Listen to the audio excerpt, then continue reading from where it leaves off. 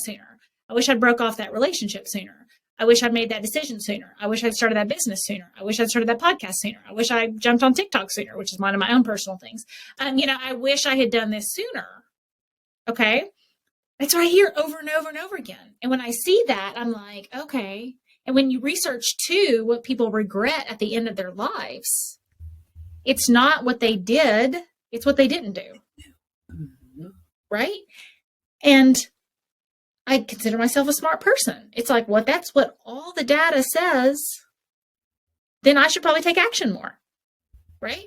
Now, I'm not saying it's not terrifying. I'm not saying I don't want to throw up sometimes. I am very action oriented, but I don't want to give the impression that it's always easy. Now it has become a new habit, right? It's become my habit. It's a habit I've developed, but I think it's like, oh, well, it must not be scary for you. You're listening to the First Class Life Show hosted by Lindsey Vertner, a holistic personal development show for high-achieving leaders who desire to maximize their impact while creating a life full of purpose, fulfillment, and happiness. So grab a drink, grab your notebook, and let's get started.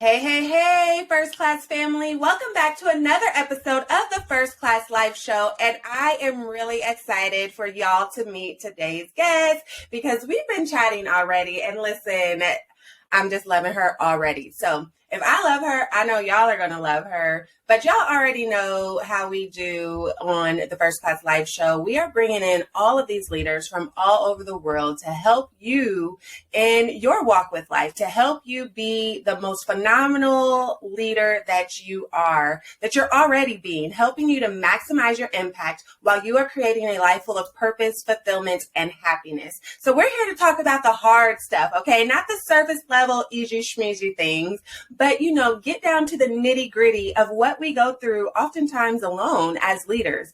But you already know we don't have to be alone. We're all one big happy family, okay? So let's get into this conversation with the lovely Sarah K. Ramsey. Welcome to the First Class Life Show. Hi, Lindsey. And as I told you before, I just love the name of the podcast, the idea of the podcast. I talk about it in terms of designing a life you're excited about living, and you're like the first class life, but just so much alignment. And I know it's going to be a great conversation. I can't wait. So as I mentioned, I've gotten a chance to kind of already start chatting with you. But I want you to peel back the curtains and give us the good tea, okay? The good stuff. Tell us who is Sarah really? Where does she come from? What she's about? Give us the juice, girl. Mm-hmm. So it's hard to describe my story without saying that I was a pastor's daughter, right? So when you talk about the ultimate good girl, right? My whole life was kind of in the spotlight of this situation. So the people pleasing, right? I earned an A+ in people pleasing, I assure you, right? And honestly, in some ways, it kind of worked well for me as a kid. I was likable and I was friends with everybody, and life was pretty good. And then I decided that I was going to get a divorce, or thought about getting a divorce. Pastor's kid, getting a divorce in the South. It was messy is not the word. Sounds like a Tyler Perry movie. Yes, it was a Tyler Perry movie, right? And so, and my former brother-in-law used to work for the church too. So when I went to my divorce lawyer, he said it was like the prince and princess were splitting the kingdom. Right? So you talk about pressure. Yeah. Right? And especially as a people pleaser, right? Because my people pleasing, I think sometimes people pleasing gets a bad rap because it's it's a self-worth issue, and sometimes it is, but sometimes it's trying to be nice. It's trying to be kind. It's trying to be a good person. It's trying to do the right thing. It's trying to put people ahead of yourself. It's trying, there's a piece of integrity to people pleasing that I think we overlook sometimes, and we make it all bad. And it's just trying to be good to people, right? And in my situation, I was not thrilled about the possibility of blowing up people's lives or blowing up this or ruining what is a pretty good reputation at the time. I mean, it was really terrifying, much less where are you going to live, where are you going to work, how are you going to support these kids, right? I mean, all these like normal divorce decisions, right? They're terrible and horrific. So like so many people, when they have a scary decision, they put the decision off. Right? Lindsey, you know anybody? Listen, I can name quite a few. Myself included. Right. Because, well, I mean, you think about, we've never learned a framework for making decisions in school. Right? Like our parents taught us to make decisions. Some parents didn't teach us anything. And some parents were like, I'm the dad, I'm the mom, you follow what I say to do. And that was kind of old school parenting, right? Like that was what they thought they were supposed to do. And now we have this thing called like the internet. Right? So we are exposed to so much information and we get into information overload, right? It's just a different world, right? So all of us are operating with making 35,000 decisions a day. And 35,000, did I say that right? 35,000 decisions a day, and without a framework for decision making. And none of us had parents who taught us to make decisions within the information age, right?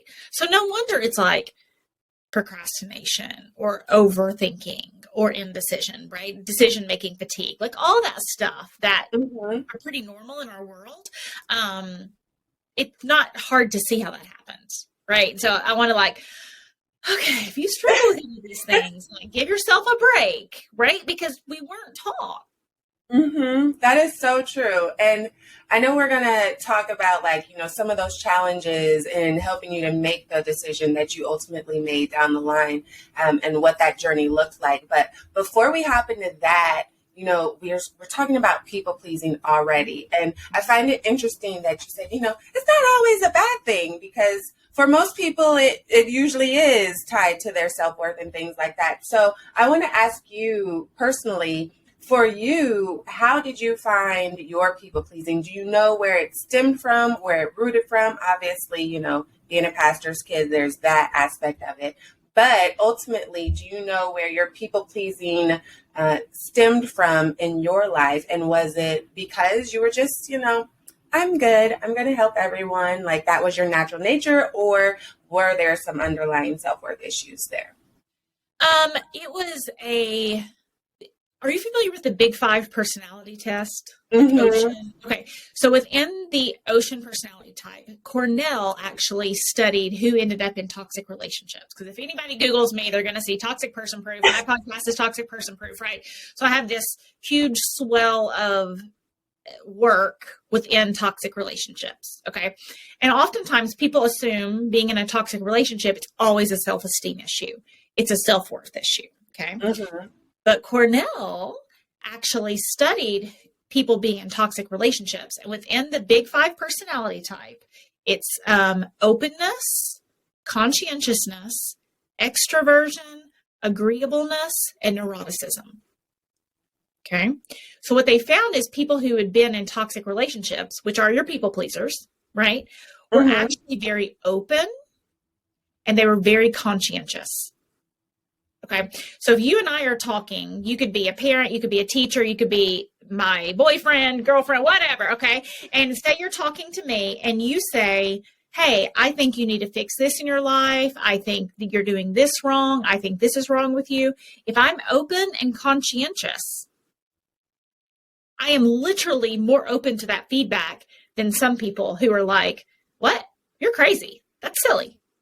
Okay. So it's really weird because when we think about kids and who we want kids to be, it's like we want them to be open. We want them to be conscientious. We want them to take personal responsibility. And those things are still good, but we have to have this other swing into it because, according to actual research, not opinions, not blogs, not whatever meme on self-worth. And it's tricky because we tend to study toxic relationships in like the stage 4 cancer version of toxic relationships, right? We're recording this in October, which is Domestic Violence Awareness, okay, which is great. But I'm like, do we really need like a month to recognize that you shouldn't hit your loved ones? Like, have things got that bad? Like, I mean, that's when you kind of think about it, it's like, we don't talk about cancer. And I had a cousin and an aunt go through breast cancer during COVID. So very recent, cancer has really impacted my life very recently, right? So I'm not minimizing cancer's benefits. I'm talking about like people pleasing, okay? So when you get into that I'm open and conscious, and if you tell me something that's wrong with me, I'm going to work to fix it. I'm going to work to improve myself. I'm not going to give up on the relationship. I'm really loyal. I'm going to stick this out. I don't have to be right? This is people pleasing. Right? And it's not, oh, I'm worthless. I'm messed up. I can never live without you. I'm stupid, right? I mean, sometimes it's that, but it's not always, especially your leaders, your first class life people who have ended up with everybody's been in some toxic relationship, friendship or whatever, right? A professional relationship. And they may be thinking like, gosh, is it really a self-worth issue or something else going on? And, within how we treat cancer and how we cure cancer, we don't only talk about it in the stage 4 levels. I have family members who had mastectomies, right? It's a big deal. It's a big deal, right? Like that's stage 3 and 4. And when you're talking about maybe a romantic relationship where there's violence, that's stages 3 and 4, right? For us to cure cancer, for us to cure toxic relationships, for us to really prevent, those power dynamics within relationships, we got to get into those precancer cells, cancer prevention, and get real clear. It's like, there's cancer, there's people pleasing, right? But there's specific types that different people are in. And if, you're first class lifers, I guarantee you, it was probably not a self-worth issue, because they probably have a lot of self-worth in lots of other areas. Now, after a toxic relationship, you got a friend who's been like tearing you down. No, at that point, you don't feel like, your self-worth is that great. But going back to those precancerous cells, going back to those early stages and really looking at the Big 5 personality and research, am I open and conscientious? Let's say you have a toxic boss. Well, you need to work harder. This is your fault. You need to step up to the game, right? If you're open and conscientious, you don't look at that and say, my boss is a jerk. You say, okay, I'm really into self-improvement. I can improve myself. I can figure this out. I'll work a little harder, right? Does that align? It's something I call smart girl syndrome. And Smart it's girl certainly syndrome. what I have. And I think a lot of your high performers will understand it, because, Einstein says that insanity is doing the same thing over and over again, expecting to get different results. Okay. We kind of know that. But I played classical piano. Okay. So when I wasn't good at a song, yeah, I know, right? Like, right? But when I couldn't play a song, you practice more. You get more lessons. You work harder. If you're building a business, you get another business coach. You figure out something. You fail the strategy. You work harder. Okay. It really is a good strategy in lots of different areas. But in the area of people pleasing, toxic relationships, okay, they don't like me. I'm going to work harder to get them to like me. You see where it kind of falls apart, but it's not a self-worth issue. It's smart girl syndrome.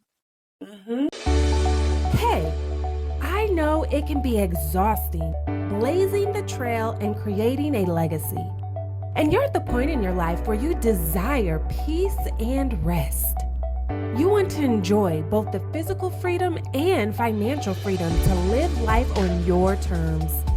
You understand the importance of prioritizing your self-care. And you know that you're worthy of transformational experiences surrounded by other high-achieving, goal-oriented women just like you. That's why you deserve to be treated like VIP at the First Class Life Luxury Self-Care Retreat for Women. You deserve to show up and just be you. Away from the titles and roles that keep you busy from day to day. You deserve the luxury to fully unplug. It's time for you to embrace your first-class life. Visit firstclassliferetreats.com to secure your VIP spot today, because you deserve it.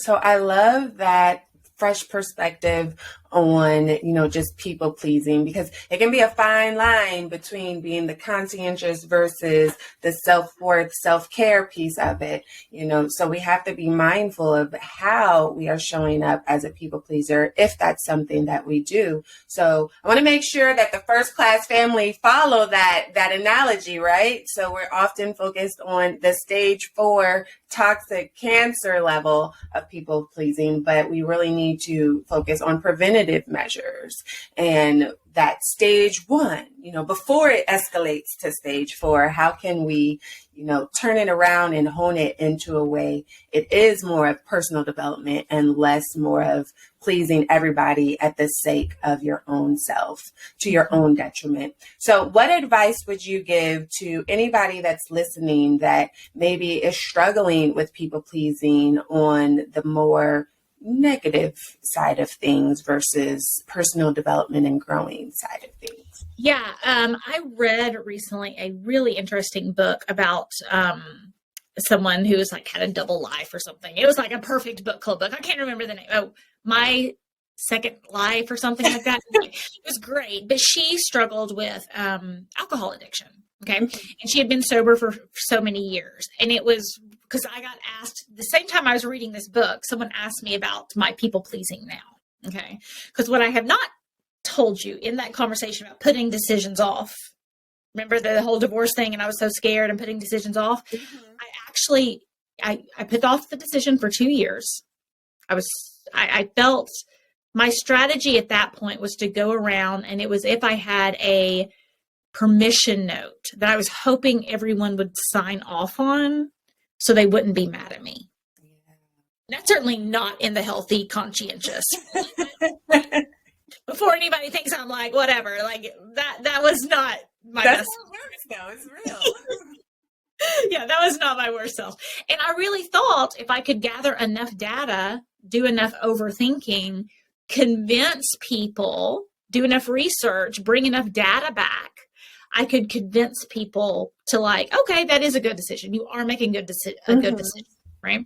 And didn't work, put an enormous amount of stress on my body, and I eventually blacked out while driving in Charlotte, North Carolina. Completely sober, it was literal stress. My hair was falling out. I was losing weight, gaining weight. My face, I remember going to the pool and wearing a long sleeve shirt at the pool because my back was so broken out from stress. It looked like I had the chicken pox. I gotta pause you because this is big. And so I need for everybody to understand what was just said, because we come across this, with clients often where we don't recognize the stress that we are under, the burnout that we are under, some of those invisible blocks that we go through throughout the day, the procrastination, perfectionism, overthinking, all of that stuff, the lack of self-care because we are doing all the things for all the people. We don't recognize how it takes a toll on us physically. And that's why I'm a big advocate for self-care. Self-care is not selfish, so that we don't find ourselves in situations like this.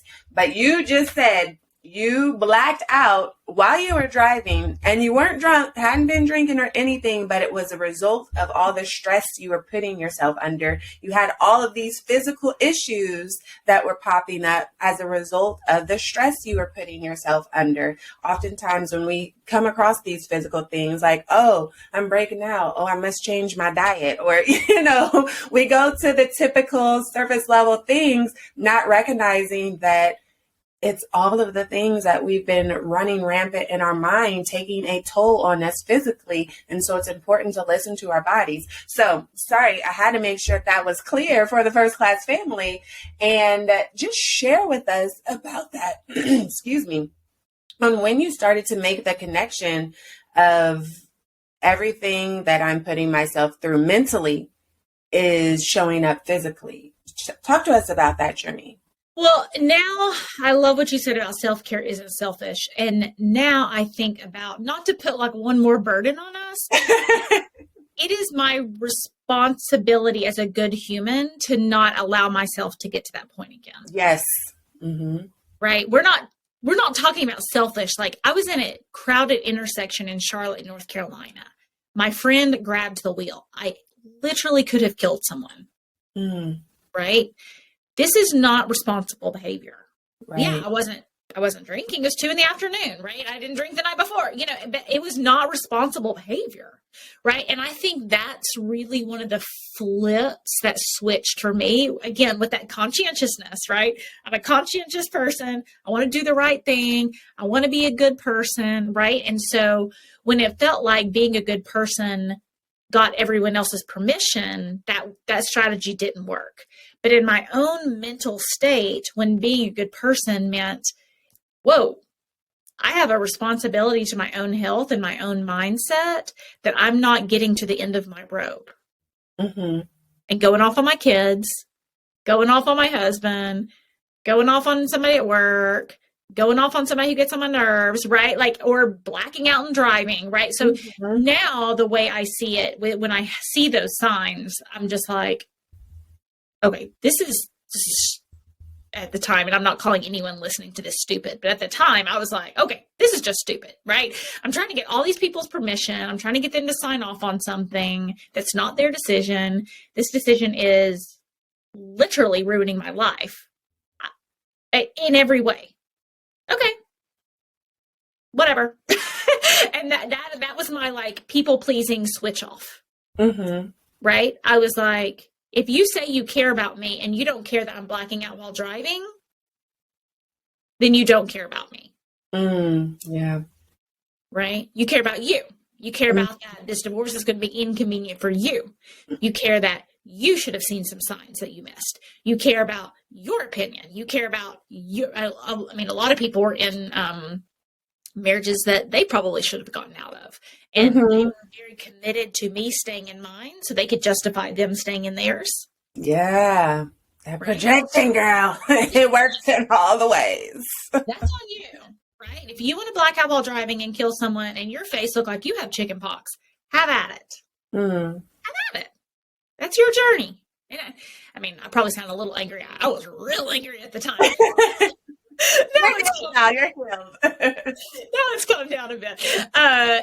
So, and also another point, it was interesting. My first book is called Becoming Toxic Person Proof, which is, how to be kind without having your kindness used against you. Like that's that stage of my journey.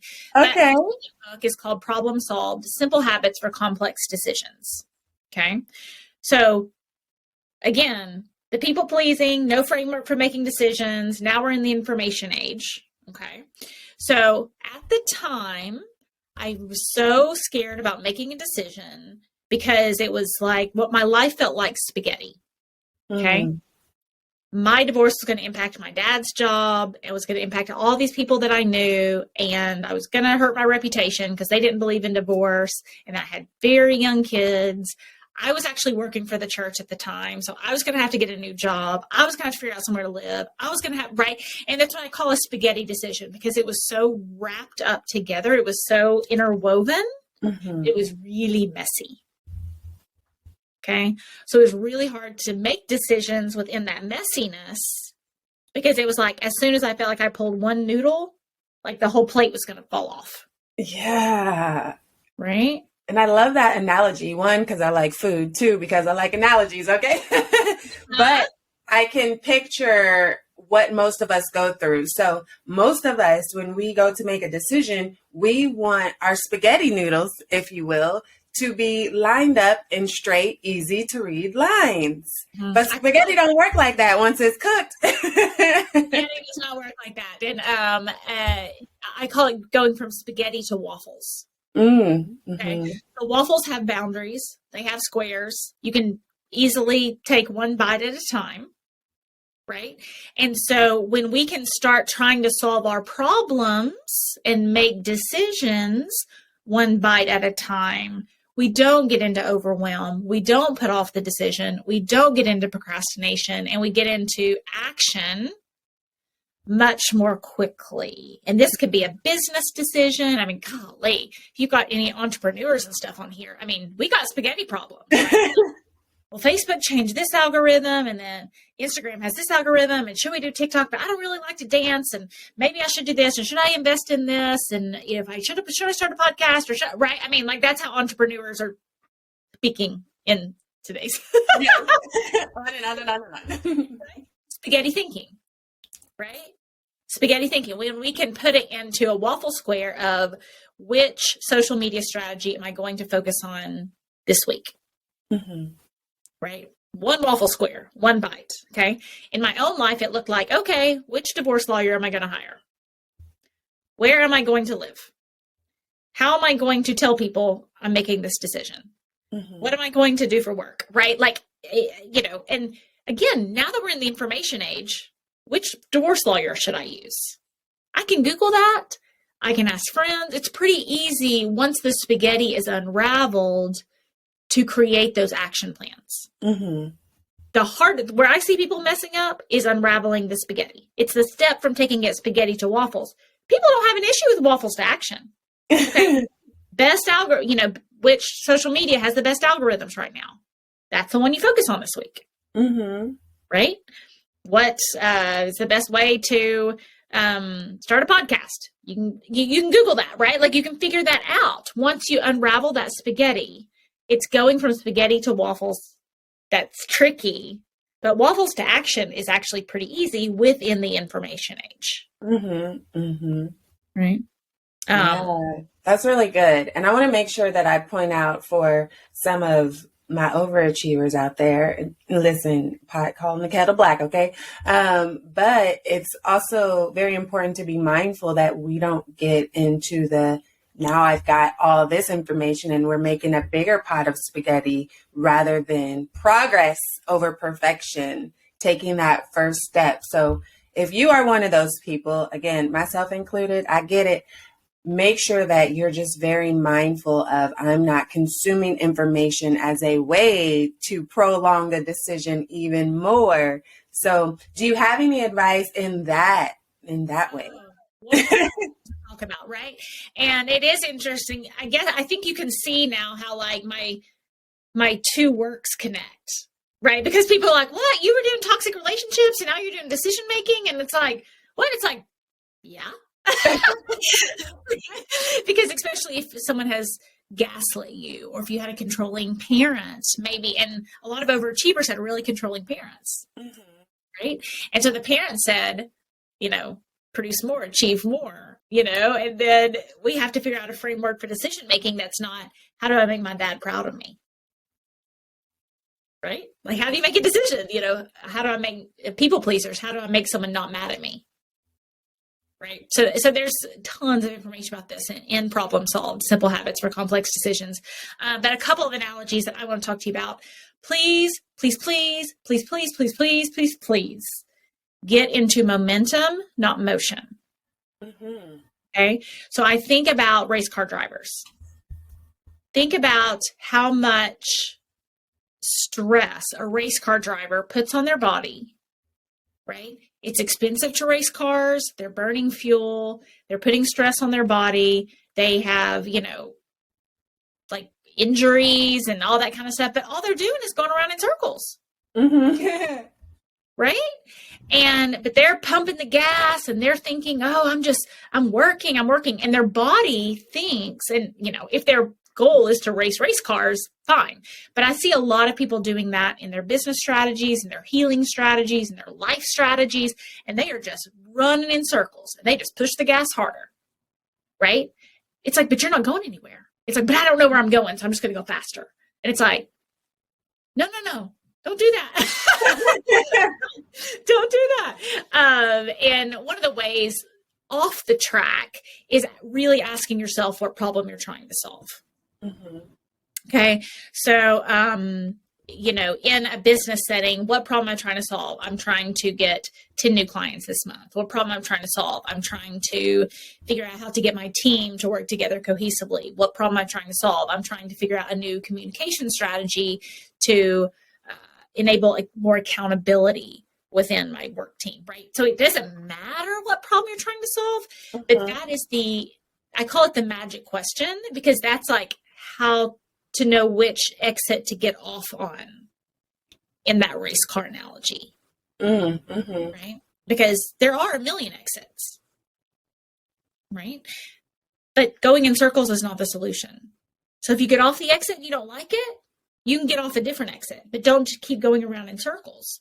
Because when you get off an exit, it allows you to create momentum. You know, in my own life, it was like, okay, I hired the divorce lawyer. Okay, I found somewhere to live. Okay, I found out how to have these conversations. They were all scary, terrible decisions. Hiring someone could be scary and terrible. Firing someone could be scary and terrible. Hiring a business coach, a new therapist, a new life coach, a new company to help you implement algorithms, right? Whatever it is, right? These are scary decisions. Yeah. Right? So insanity is doing the same thing over and over again, hoping for different results, right? So if you already know going as fast as you can around the track just keeps you in circles, pick an exit, any exit, right? Get off the track, right? And then you can learn from there. But in knowing which exit to get, what problem I'm trying to solve, right? That is what I call the magic question, because it really gives some clarity. You can even ask if it feels like, oh, I'm not really sure. There's in the 3rd chapter of the book, it's called 7-level problem solving. Okay. So if you have 10, 15 minutes, you're waiting for, dinner to finish, you're waiting for a kid to finish baseball practice, whatever, you can literally ask yourself, what problem are you trying to solve 7 times? Yeah. Okay. I've seen this with people in parents. Like, okay, so one of my clients, she had her parents her mother had to go to a nursing home, and her dad and brother were fighting about it. Okay. So I said, what problem are you trying to solve? She said, I'm trying to get my brother to agree with me about my mother's care. And I said, okay, what problem are you really trying to solve? And when it got to the end, it was like, I really want my mother to feel well cared for. I have guilt that my mother's in this situation. I've lost time with her. I want my mother to feel loved in her last days, right? And so getting my brother to agree with me is a very difficult problem to solve, because you're trying to get another human to do something they don't want to do. Okay. So there are some creative solutions to that, but it usually ends up, especially with siblings, like 2 people butting heads. Okay. This could be a business partner you're trying to butt heads with. This could be an ex-husband you're trying to butt heads with, right? But like, how can I get another human to change their mind so they agree with me?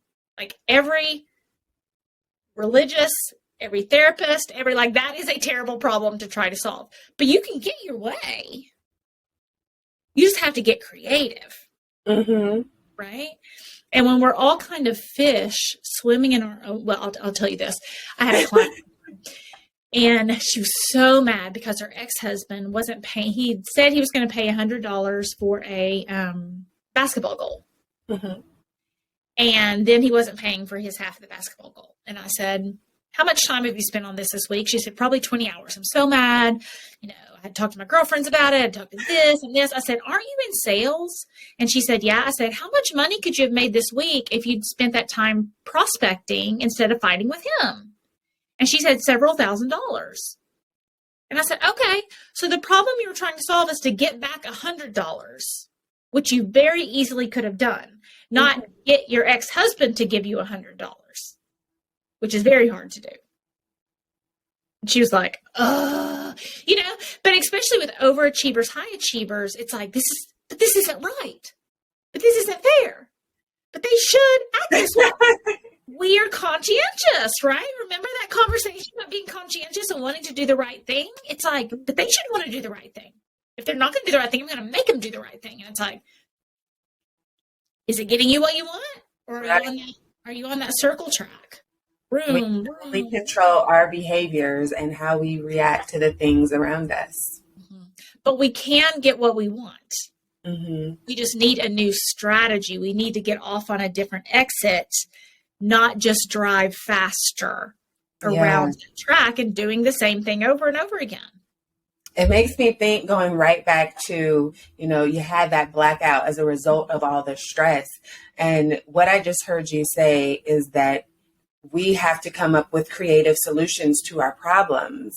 That's turning the spaghetti into the waffles through that creativity. But sometimes when we are so stressed or we're lacking self-care, there's too much clutter that we can't even come up with those creative solutions because there's so much going on, which is another testament to why self-care is so important, is so that you can come up with these creative solutions and you can understand, like, okay, my husband, my ex-husband, my partner, my whomever, fill in the blank here, their actions are outside of my control. I can do what I can to maybe influence some of their actions. However, what can I control? And that's where that creative problem solving comes in. Like you told your client, girl, you're in sales. Get it together and go make 1,000. Okay. Stop worrying about this penny when you can make yourself $1. Are you loving the First Class Life Show? Then join our private Patreon community. Not only will you help to support our ability to provide you with great content, but you can also get exclusive perks like bonus videos and resources, discounts, episode transcripts, and more. So what are you waiting for? Join today at patreon.com/First Class Life. Again, that's Patreon, patreon.com/First Class Life. That's it, right? And I do want to introduce, a lot of times we think about self-care as, a mental health day or bubble baths, and really starting to think about self-care as clarity. Yeah. Ourselves, right? There is people are like, how did you write 2 books in 2 years? Like, how do you make this happen? How do you make this happen? It's like, I'm not in spaghetti thinking anymore, and I'm not driving around that circle. I do have more time than everyone else right now, right? But like people who know what problem they're trying to solve and are taking action towards those problems are going to get more done. They're not going to be they are going to be overachieving, but they're not going to be stalling out through perfectionism, procrastination, and all that kind of stuff. And again, please forgive yourself. If this is not me sticking my finger in people's faces, this is like, oh, here, I learned from the school of hard knocks. If I can help prevent you. And again, no matter if you had, the best, life coach in the entire world as your parent that you grew up with, they still did not teach you about how to make decisions in the information age. And the internet changed a few things. Right? So it's a very new, right? It's a very new process. And we do have information at our fingertips, but we have to get it from spaghetti to waffles to be able to, and that is a form of self-care, right? Yep. Clarity is kind. Clarity is the kindest thing you can do for yourself. So if it's taking 10 minutes, and what problem am I trying to solve? What problem am I really trying to solve? What problem am I really, really trying to solve? When that client did that, she's like, I'm trying to get my $100 back. I was like, can you solve that problem? Yeah. How long will it take you to solve that problem? An hour. Okay, then stop fighting with your ex. Right? But there's so many creative solutions that just feel, on first glance, feel impossible. But then when we get real clarity on what we really want, because frustrating people or frustrating situations, they could be business situations, the economy, whatever. It feels like it's just in our face, and it's all we can see. Right? Yes. And so when we're like, okay, what do I really want? What do I really, really want? What problem am I really trying to solve? Is there a creative solution to do that? We can almost Google it. That's really, it's like, you can Google it at that point. You're going to have all this information at your fingertips that feel like it's like, oh, okay, well, I'll do that. Yeah. It makes me remember the Dr. Martin Luther King Jr. quote, where you don't have to see the whole staircase to take the first step. Exactly. And going back to those straight line spaghettis, oftentimes we want to see the whole staircase, but we just need to get clarity. Like, of course, have the end goal in mind, but then, all right, what do I need to do right now to get to step 1, to get to step 2? Okay, now I'm on step 2. I see step 3 and step 4 kind of in my peripheral. What do I need to do to get to step 3? Now I'm step 3, what I need to do to get to step 4. So this has been such good conversation. Listen, I told y'all was going to love y'all some Sarah K. Ramsey, okay? Because we talk about the real on the First Class Live Show and get into the nitty gritty of how we're showing up or how we're not showing up and why, okay? Because we are more alike than we are different. And I just want to take a moment. Like, Sarah, you up for a quick game? I'm up for a quick game. I love it. Okay. Let me get out my timer.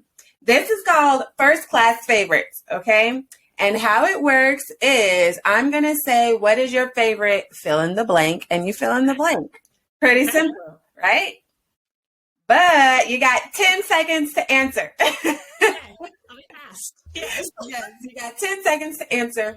And if you'd miss the buzzer, then what is a consequence that the First Class family has to have?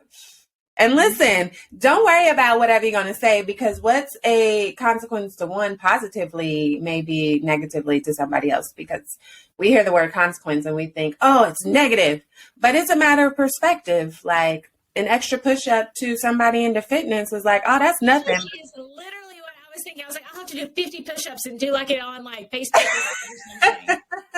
But for me, an extra push-up is like, child, are you crazy? I don't like working out. So it's a matter of perspective. So what is the consequence if you miss the bus? I was thinking push-ups, which is like the whole energy conversation about like reading people's minds and how energy, because I was literally thinking push-ups and I don't even do push-ups, but like, here we go. But I'll do 50. That's like, okay.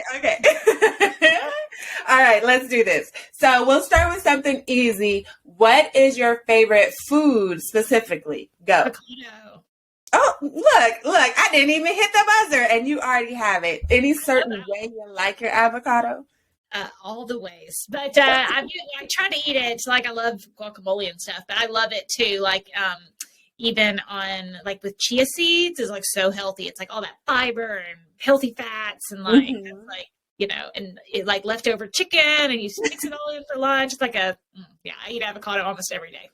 Nice. There's actually this wrap sandwich that I want to get from this deli here. And it has avocado in it, but it was really good. I don't really know the name because it was a catered lunch that I was a part of. And I was like, where'd this come from? And then I'm like Googling it to see their menu. And I was like, oh, okay, I got to order this. Yeah, that is what I would order on the menu. Every time I go, it's like, what has avocado on it? So, So what is your favorite color? Go. Blue. Okay, and why blue? Probably because I have it on today. I wear a lot of black, but I tried to filter in some other colors. And I love red too. Both of my books have like they're black and gray and red. So yeah, but I love all the colors. I asked you. Yeah, and blue is so calming as well. Blue used to be my favorite color for the longest time. Probably like half my life. It's just so calming. You know, robin's egg blue, cerulean. I like periwinkle. There's some really beautiful flowers, like wildflowers that grow in my area, and they're like this, but a little more purpley, like a periwinkle, and they're just so pretty. They're so pretty. Okay, well, speaking of, what's your favorite flower? Go, if you have. White roses recently. Trader Joe's for like $10, you can get like a bouquet of white roses. And they're just so beautiful. And they make I feel like I'm a Parisian, like walking through with my like loaf of bread and my fresh flowers from Trader Joe's. So that's my most recent favorite. Yes. Okay, what is your favorite book, author, and title? Go.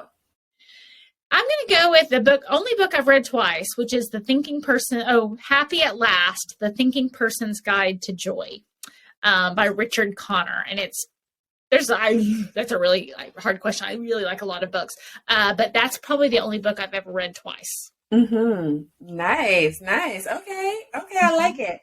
What is your favorite song specifically? Go.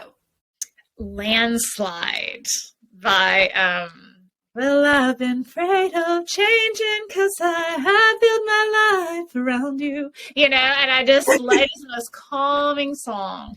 But if no one has heard the people on The Voice sing More Than Words, it's like this old like song, but like the people on The Voice and like John Legend, I mean, you know, and it's so good. So close second. So who is Landslide by? Fleetwood Mac. Got it. Okay. So next one, what is your favorite activity to do to relax? Go. Yoga. Question. And I it's like one of those things, it's like I'm never sad when I do yoga, but it's kind of one of those things that I like put off. And I'm like, oh, I'll just do a different workout today, or I'll do this, right? So but every time I do yoga, it's brain, body. I mean, it's just the science behind yoga is just crazy. Just what it is for you. Nice. Your favorite place to travel specifically? Go. I'm going to Tulum, Mexico soon. Puerto Vallarta probably might be my favorite because in the winter it's still warm and you can see whales swimming by. Like in the ocean, there's like whale watching. Nice. Yeah, so I think that's a more true answer. Anywhere I can go and see like dolphins or whales like in their element. Right? You know, like it's just like free. It's because I secretly hope I can still become a mermaid when I go. Hey, listen. Time is still here, okay? I know, yes. There's still don't stop believing. You didn't miss the buzzer at all. Thank you for playing our little game with us, First Class Favorites. And listen, First Class family, if you are new to the show, make sure you click over to the side and join our Patreon community. It is our private community where you get access to bonus videos from our phenomenal guests. You get bonus resources and discounts, and you get access to our First Class Favorite Things list, okay? It is a uniquely curated list of our reading list, our song lists, because we know everybody doesn't like to read. So when you want to get your body jamming with music, we got a playlist, we got a reading list, because we're a cultured people, our favorite places to travel, and because we're all about self-care, our favorite relaxing activities, uniquely curated by our lovely guests. So if you want access to the First Class Life Favorite Things list, then join our Patreon community.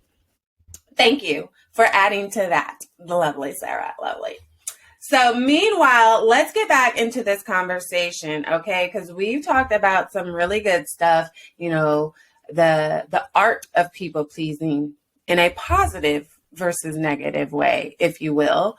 You know, coming up with effective ways to make decisions and going from spaghetti to waffles. Okay, just so much good, juicy stuff. And right now, I want to ask you a question. So once again, if you are new to the First Class Life show, First Class Life is actually an acronym, and it stands for all of the different skills and characteristics that you want to embody into your lifestyle to be able to create a life full of purpose, fulfillment, and happiness, while maximizing your impact at that, you know, the whole purpose of this show. And so if you want to find out what First Class Life actually stands for, then there are two ways you can do that. Either one, you can go to firstclasslifeshop.com and you can buy the book, okay? First Class Life, 10 Key Factors to Create a Life Full of Purpose, Fulfillment, and Happiness. Or you can go back and listen to the very first episode of the First Class Life show where I break down each of those characteristics, okay? But meanwhile, we're going to ask the lovely Sarah, which key factor of First Class Life do you resonate with the most? It's definitely action oriented. I recently, are you familiar with the Strength Finder? Okay. So in the midst of my mess, I did not get activator as my number one strength, right? So, and I want to say that to say, remember the people pleaser, remember that I stalled out on decision making, remember I blacked out while driving because I didn't take action, right? So there was that version of Sarah. And then, and here's why, Lindsey. I believe in data, I believe in research, and I believe in patterns, right? I know you're first class people. they believe in those things too, right? Every time I talk to people, especially females, I'm female, I love my girls, but like, especially girls, oh, I wish I'd done that sooner. I wish I'd broke off that relationship sooner. I wish I'd made that decision sooner. I wish I'd started that business sooner. I wish I'd started that podcast sooner. I wish I jumped on TikTok sooner, which is one of my own personal things. I wish I had done this sooner. Okay. It's right here over and over and over again. And when I see that, I'm like, okay. And when you research too, what people regret at the end of their lives, it's not what they did, it's what they didn't do.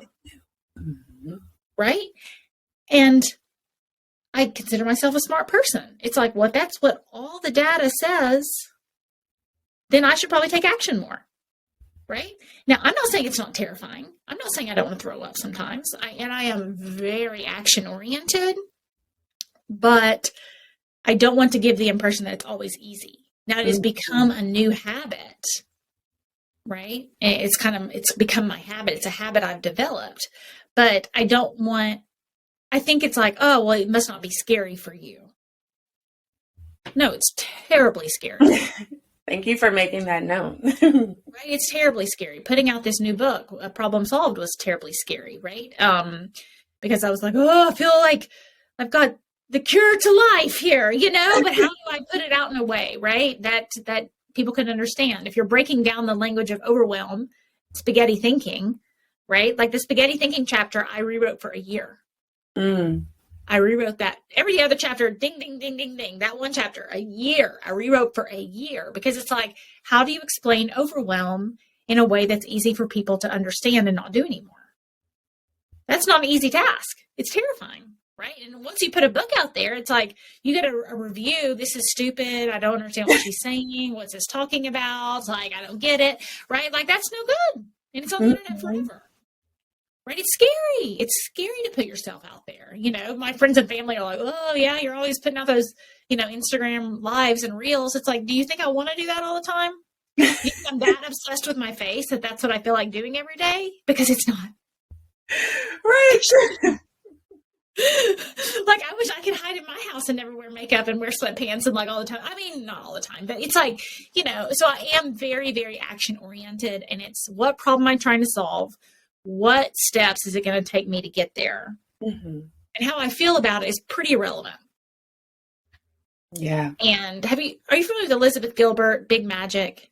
Mm-hmm. Mm-hmm. I haven't actually read the book, but I know that. There's one phrase, and she's for anyone I'm sure everyone's familiar with Eat, Pray, Love. So it's the same author who wrote Eat, Pray, Love. And she basically said that she grew up really fearful and really afraid.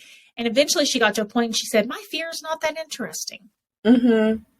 Mm-hmm. You make our fear very interesting, as if it's like, oh, guess what? I'm afraid of something. I'm going to the therapist. I'm going to talk about it. I'm going to talk to my friends about it. About my comfort zone. And I'm like so special with this fear. And I'm making fun of it on purpose because it's like, there's nothing interesting about being afraid. Yeah. It's actually pretty uninteresting and boring. And if we can kind of flip that switch in our minds of like, it helped me a lot. And I was like, my fear is not that interesting. Yeah. That's really good. It changed my life. I mean, it really did, and continues to change my life. Mm-hmm. We have to take that action. Like we've been saying this whole time, progress is better than perfection. Don't worry about the 100 steps. Focus on what's the next step. Practice self-care so that you can have clarity on what that looks like, on what's the next step, or clarity to come up with those creative solutions to your problems. So thank you. This is like, I feel like we need a part 2. There's so much that we didn't even get into. But for now, tell us how you impact the world as a leader today. Yeah, so there's 2 pots of Sarah K. Ramsey. So my newest work is in Problem Solved, Simple Habits for Complex Decisions. Whether you're business or you're personally, this is the high performance coaching for females, right? Like male high performance coaching. I've done it. I've done it. Brain Number, right? It's like not the stuff females are struggling with. It's just not. Right. And so getting out of that spaghetti waffle thinking, being very quickly able to, what problem am I trying to solve? How am I going to solve it? What's my action plan? Done. Right. You feel like you have more time than everyone else, I promise.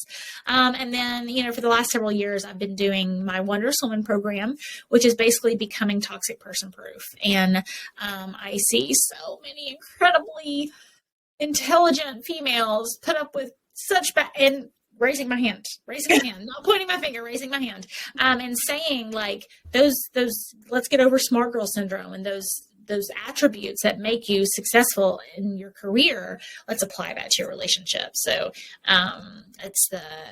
that's my world. And I run the Toxic Person Proof podcast, which I'd love to have you on, because we talk about designing a life you're excited about living. And so getting that first class life is a huge, because that's what it's about. We kind of get stuck in this obsessive research over narcissism and this kind of stuff. It's like, it's the first class life, that life you're excited about living, that success, that new love, that new life, an up-leveled life. That's real success. Yes. I love it. And let everyone know, because they gotta find you in these internet streets. So how can everybody reach you, connect with you, follow you? Please tell us. Yeah. So my website is Sarah K. Ramsey. My Instagram is Sarah K. Ramsey Author. And first book is Problem Solved: Simple Habits for Complex Decisions. You can see it on my website. And then Becoming Toxic Person Proof: Clear the Confusion and Learn to Trust Yourself. So if you Google Toxic Person Proof for my name, I pop up. So you will be able to find me very easily.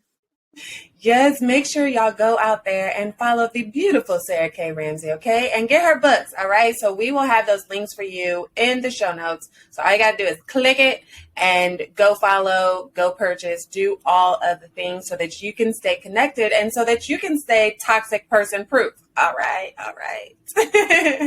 So I have one more question for you. And what advice would you give to myself, to all the listeners, to the First Class family, on how we can continue to create a first class life, a life full of purpose, fulfillment, and happiness? Recognize the difference between emotional problems to solve and practical problems to solve. Okay. So what I see, especially with women, is like the Titanic is going down and they say, how do I get used to the idea of dying? Or how do I deal with cold water? Or how do I get okay? So they try to solve the emotions around the Titanic going down rather than asking questions like, how do I build a lifeboat?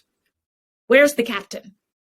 How do I swim out my way out of this? Like how many clothes can I put on so I don't freeze to death, right?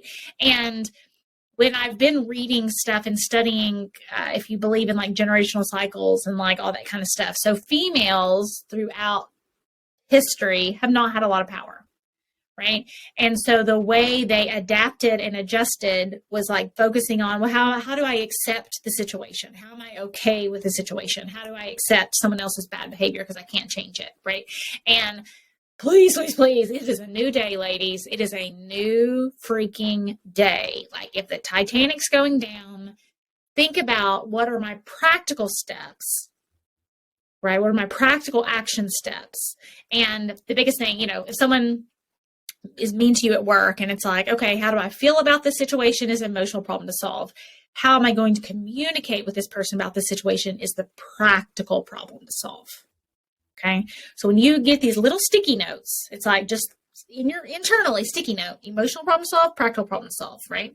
Public speaking. I'm scared to put myself out there. Okay. How do I get over the fear is an emotional problem to solve. You can spend 3 years in therapy and spend a lot of money to solve that. Okay. The Titanic's still going down. How do I get over the fear of cold water? It's like, what? The Titanic's going down. You don't need to get over the fear of cold water. You need to get in a boat. Mm-hmm. Right? And so to have that first class life, it's a very simple switch of like, is this an emotional problem to solve or a practical problem to solve? And then really focusing in those action steps on the practical problem to solve. And so your fear is not quite as interesting to you. Mm-hmm. All right. I hope y'all was taking notes. And if you weren't, good thing you can watch the replay. Okay. So thank you, Sarah, for being a phenomenal guest on the First Class Live Show. And thank you, First Class family, for tuning in yet again for another episode. I know that you can be doing anything in the world right now, but you have spent your time here with us because you are living your first class life. You are out there maximizing your impact while creating a life full of purpose, fulfillment, and happiness. So make sure you tune in next time. Make sure you join our Patreon community, subscribe, like, comment, share this episode out, okay? Because there's somebody you know in your life that has never even heard of this and they need to hear what Sarah has to say, okay? So share this episode, share it on all your social medias, and make sure you tune in every week as we bring back another phenomenal guest to help us maximize our impact while creating a life full of purpose, fulfillment, and happiness. So until next time, bye. Unfortunately, all good things must come to an end. But please be sure to subscribe to the First Class Life Show. And don't forget to rate, leave a review, and join our private community so that we can continue to provide you with great personal development conversations to help you maximize your impact while creating a life full of purpose, fulfillment, and happiness. You deserve it.